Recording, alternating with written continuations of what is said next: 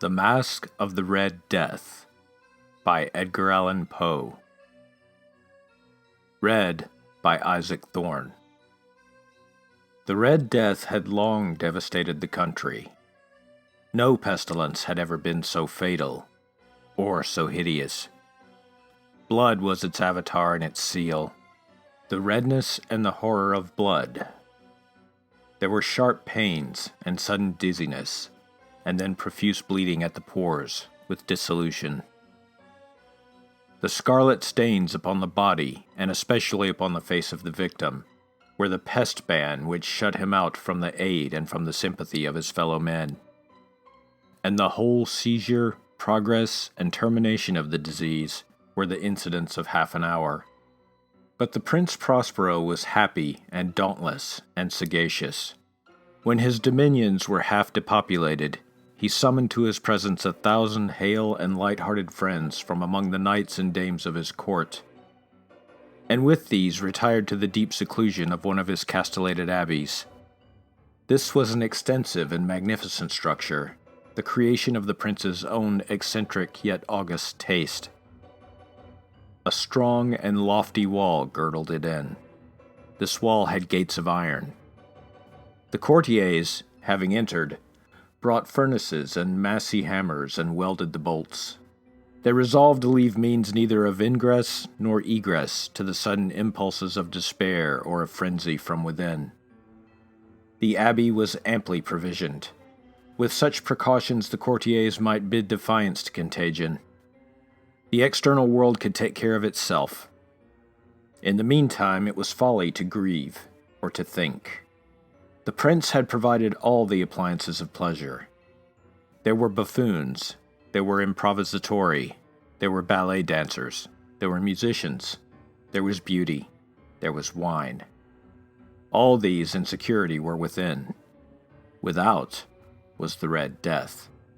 It was towards the close of the 5th or 6th month of his seclusion, and while the pestilence raged most furiously abroad, that the Prince Prospero entertained his 1,000 friends at a masked ball of the most unusual magnificence.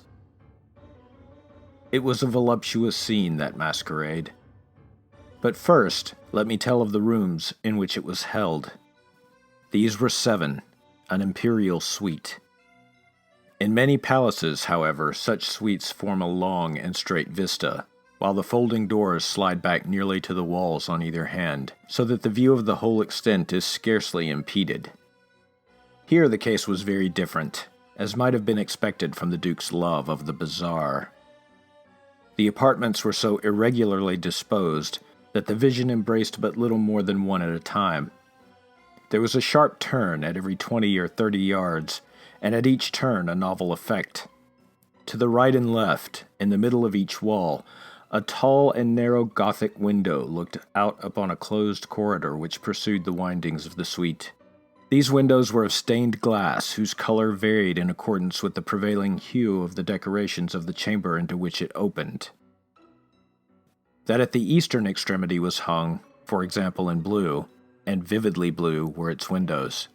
The second chamber was purple in its ornaments and tapestries, and here the panes were purple. The third was green throughout, and so were the casements. The fourth was furnished and lighted with orange, the fifth with white, the sixth with violet. The 7th apartment was closely shrouded in black velvet tapestries that hung all over the ceiling and down the walls, falling in heavy folds upon a carpet of the same material and hue. But in this chamber only, the color of the windows failed to correspond with the decorations. The panes here were scarlet, a deep blood color. Now in no one of the 7 apartments was there any lamp or candelabrum, amid the profusion of golden ornaments that lay scattered to and fro or depended from the roof. There was no light of any kind emanating from lamp or candle within the suite of chambers. But in the corridors that followed the suite, there stood, opposite to each window, a heavy tripod, bearing a brazier of fire that projected its rays through the tinted glass and so glaringly illumined the room. And thus were produced a multitude of gaudy and fantastic appearances. But in the western, or black chamber, the effect of the firelight that streamed upon the dark hangings through the blood-tinted panes was ghastly in the extreme, and produced so wild a look upon the countenances of those who entered, that there were few of the company bold enough to set foot within its precincts at all. It was in this apartment, also, that there stood against the western wall a giant clock of ebony. Its pendulum swung to and fro with a dull, heavy, monotonous clang. And when the minute hand made the circuit of the face, and the hour was to be stricken, there came from the brazen lungs of the clock a sound which was clear, and loud, and deep, and exceedingly musical, but of so peculiar a note and emphasis that, at each lapse of an hour, the musicians of the orchestra were constrained to pause, momentarily, in their performance, to hearken to the sound. And thus the waltzers perforce ceased their evolutions, and there was a brief disconcert of the whole gay company. And, while the chimes of the clock yet rang, it was observed that the giddiest grew pale, and the more aged and sedate passed their hands over their brows as if in confused reverie or meditation. But when the echoes had fully ceased, a light laughter at once pervaded the assembly. The musicians looked at each other and smiled, as if at their own nervousness and folly, and made whispering vows each to the other that the next chiming of the clock should produce in them no similar emotion.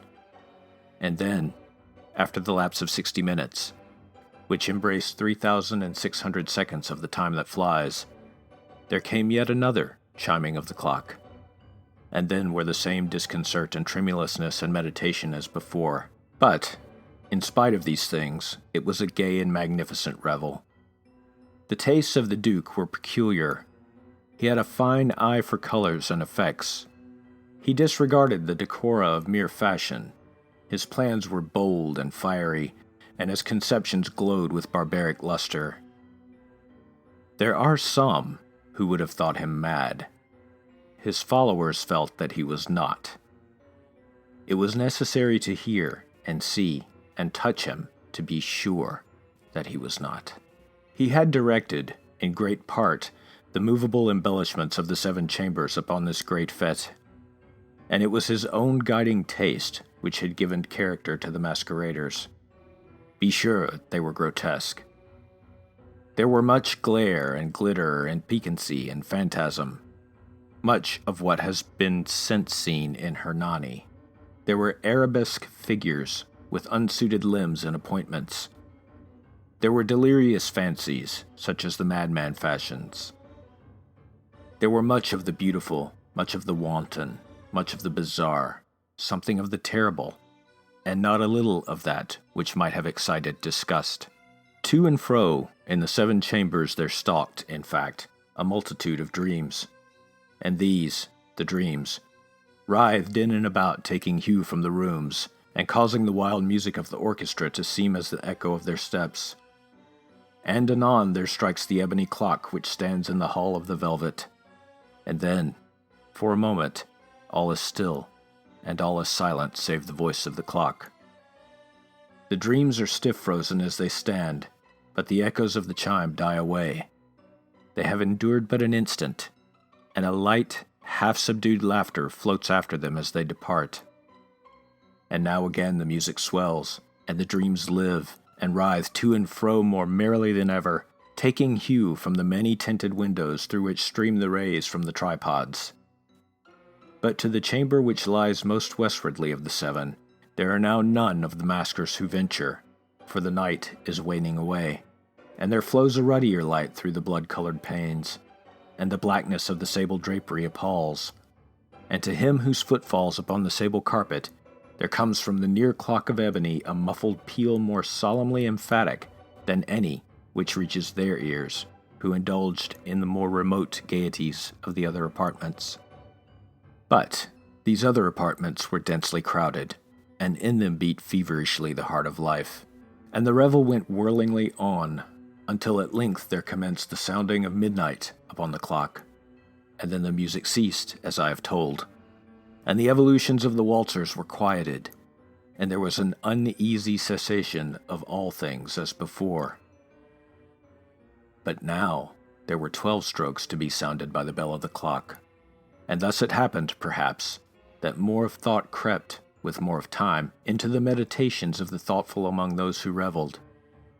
And thus too it happened, perhaps, that before the last echoes of the last chime had utterly sunk into silence, there were many individuals in the crowd who had found leisure to become aware of the presence of a masked figure, which had arrested the attention of no single individual before. And the rumor of this new presence, having spread itself whisperingly around, there arose at length from the whole company a buzz, or murmur, expressive of disapprobation and surprise, then, finally, of terror, of horror, and of disgust. In an assembly of phantasms such as I have painted, it may well be supposed that no ordinary appearance could have excited such sensation. In truth, the masquerade license of the night was nearly unlimited, but the figure in question had out-Heroded Herod, and gone beyond the bounds of even the prince's indefinite decorum. There are chords in the hearts of the most reckless which cannot be touched without emotion. Even with the utterly lost, to whom life and death are equally jests, there are matters of which no jest can be made.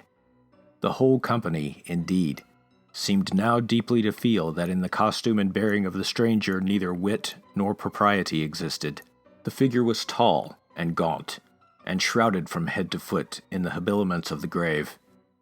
The mask which concealed the visage was made so nearly to resemble the countenance of a stiffened corpse that the closest scrutiny must have had difficulty in detecting the cheat.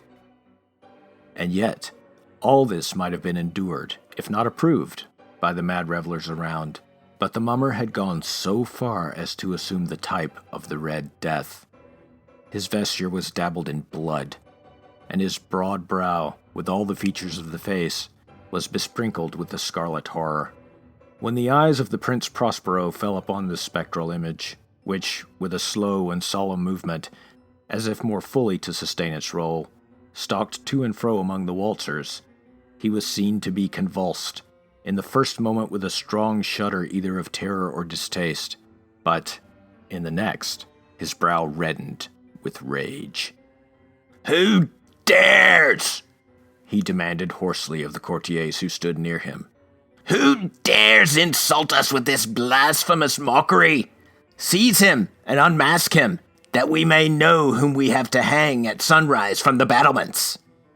It was in the eastern, or blue chamber, in which stood the Prince Prospero as he uttered these words.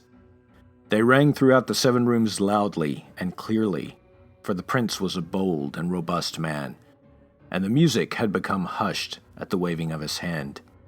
It was in the blue room where stood the prince, with a group of pale courtiers by his side. At first, as he spoke, there was a slight rushing movement of this group in the direction of the intruder, who at the moment was also near at hand, and now, with deliberate and stately step, made closer approach to the speaker. But from a certain nameless awe with which the mad assumptions of the mummer had inspired the whole party, there were found none who put forth hand to seize him, so that, unimpeded, he passed within a yard of the prince's person. And, while the vast assembly, as if with one impulse, shrank from the centers of the rooms to the walls, he made his way uninterruptedly, but with the same solemn and measured step which had distinguished him from the first, through the blue chamber to the purple, through the purple to the green, through the green to the orange, through this again to the white, and even thence to the violet, ere a decided movement had been made to arrest him. It was then, however, that the Prince Prospero, maddening with rage and the shame of his own momentary cowardice, rushed hurriedly through the 6 chambers, while none followed on him on account of a deadly terror that had seized upon all. He bore aloft a drawn dagger, and had approached in rapid impetuosity to within 3 or 4 feet of the retreating figure, when the latter, having attained the extremity of the velvet apartment, turned suddenly and confronted his pursuer. There was a sharp cry, and the dagger dropped gleaming upon the sable carpet, upon which instantly afterwards fell prostrate in death the Prince Prospero. Then, summoning the wild courage of despair, a throng of the revelers at once threw themselves into the black apartment, and seizing the mummer, whose tall figure stood erect and motionless within the shadow of the ebony clock, gasped in unutterable horror, at finding the grave cerements and corpse-like mask, which they handled with so violent a rudeness, untenanted by any tangible form. And now was acknowledged the presence of the Red Death. He had come like a thief in the night, and one by one dropped the revelers in the blood-bedewed halls of their revel, and died each in the despairing posture of his fall. And the life of the ebony clock went out with that of the last of the gay, and the flames of the tripods expired, and darkness and decay and the Red Death held illimitable dominion over all.